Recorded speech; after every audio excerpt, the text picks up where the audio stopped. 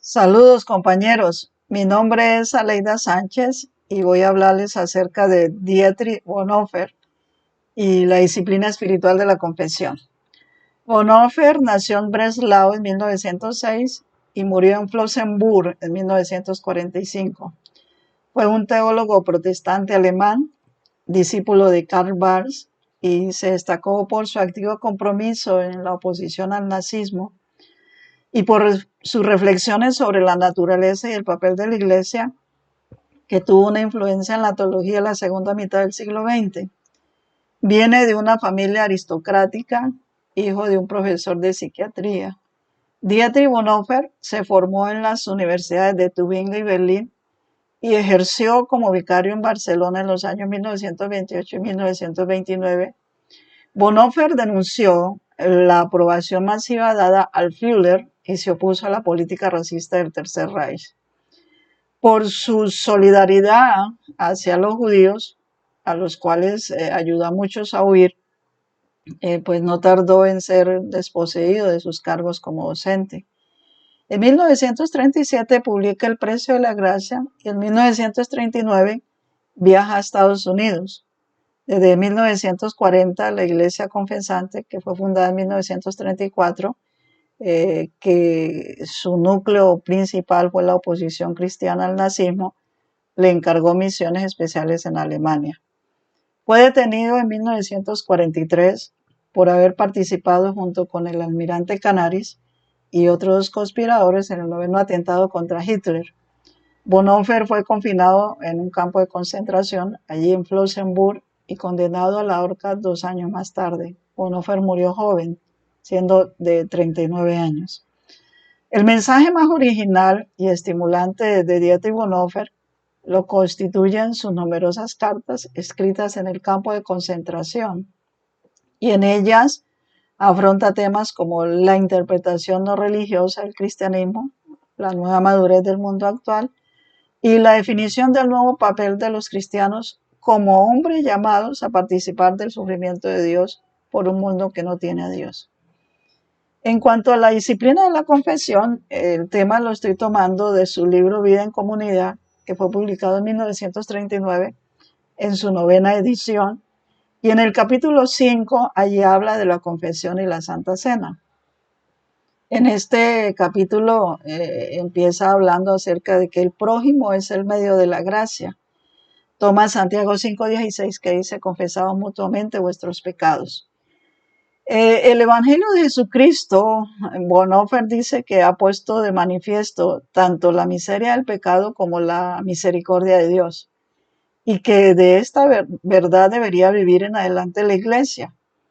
Y por eso es que el Señor concedió a los suyos, a la Iglesia, el poder de confesar y perdonar los pecados en su nombre. Y cita Juan capítulo 20, versículo 23, que dice: a quienes perdonéis los pecados les serán perdonados, y a quienes se los retengáis les serán retenidos. Y que por esta promesa Cristo nos ha dado la comunidad, y con ella al hermano como un medio de gracia. Entonces, en este caso, el hermano ocupa desde entonces el lugar de Cristo. Y el hermano está ante nosotros como un signo de la verdad y de la gracia de Dios, y nos es dado como una ayuda. Por tanto, escucha nuestra confesión en lugar de Cristo, y Él guarda el secreto de esa confesión. Entonces, la invitación a confesar con el hermano y a recibir el perdón fraternal en el seno de la comunidad cristiana, pues es una invitación a aceptar la gracia de Dios en la Iglesia. Ante esto, pues surge una pregunta: ¿qué hace la confesión? Y ahí mismo, en este capítulo, Bonhoeffer nos da la respuesta. La confesión hace posible el acceso a la comunidad. Dice que el pecado siempre quiere estar a solas con el hombre, pero en cambio en la confesión la luz del Evangelio irrumpe allí en las tinieblas y saca todo ese hermetismo del corazón. También dice que en la confesión el pecado pierde definitivamente todo el resto, todo lo que puede llegar a la autojustificación. Y que una vez revelado el pecado, pues ya pierde todo su poder. Y ante esto, pues ya la comunidad no puede ser quebrantada. Entonces, al escucharme el hermano, él no actúa en su propio nombre ni por su autoridad personal, sino que es un encargo de Jesucristo y que es válido para todo el conjunto de la comunidad. En segundo lugar, Bonhoeffer dice que la confesión me da acceso a la cruz y que la cruz de Jesucristo anula todo orgullo. Y la confesión entonces nos introduce en la verdadera comunión de la cruz de Jesucristo y nos hace aceptar nuestra propia cruz. En tercer lugar, la confesión me lleva a la ruptura con el pecado, que la confesión hace posible a tener una nueva vida y que una vez pues el pecado confesado y arrojado, una vez sacado ese pecado y perdonado, pues hay la ruptura y todo está ya consumado. Y toma el 2 Corintios 5:17 cuando dice las cosas viejas ya han pasado. En cuarto lugar, la confesión nos lleva a tener el perdón de Dios. Entonces, el perdón que nos concedemos a nosotros mismos, pues nunca nos hará capaces de romper con el pecado. Únicamente es la palabra de Dios que juzga y perdona en la cruz. Es la única que puede hacerlo. En quinto lugar, habla que la confesión de los pecados tiene que ser concretos, que para que esta certeza del perdón sea real, pues es necesario que nuestra confesión sea concreta, no generalizada, porque dice que no sirve para más que para hacer a los hombres más hábiles para justificarse a sí mismos. ¿Cuál es el resultado de esta confesión?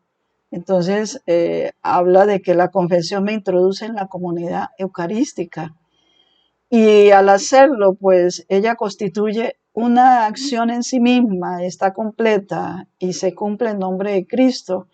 Y el objetivo, pues, especial es preparar a la comunidad de los creyentes para participar en la cena del Señor. Que una vez reconciliados con Dios y con los hombres, entonces los cristianos ya estamos en disposición de recibir el cuerpo y la sangre de Jesucristo. Quiero hacer una aplicación en cuanto al tema de Dietrich Bonhoeffer, en cuanto a la confesión. Confesar los pecados a alguien, pues nunca es fácil, no es fácil. ¿Por qué? Porque cuando nosotros buscamos que a alguien en quien confesar, pues es necesario reconocer de que somos vulnerables y admitir que necesitamos ayuda. Pero también estamos viviendo en un mundo que exalta o que ensalza los éxitos del individuo y menosprecia la debilidad. Entonces, al revelar los pecados secretos y pedir perdón, pues no es lo que la mayoría quisiera hacer. Eh, Ante esto, pues les dejo una pregunta. ¿Les es fácil a ustedes confesar los pecados ante una persona, llámese pastor, llámese líder, llámese hermano o llámese consejero? ¿Tienen toda la confianza en hacerlo? Porque sé que muchos de nosotros nos ha costado hacerlo, pero cuando hemos encontrado a alguien en el cual tenemos la confianza en hablar, tenemos la certeza de saber con quién lo hacemos, cómo lo hacemos y cuándo lo hacemos. Bendiciones.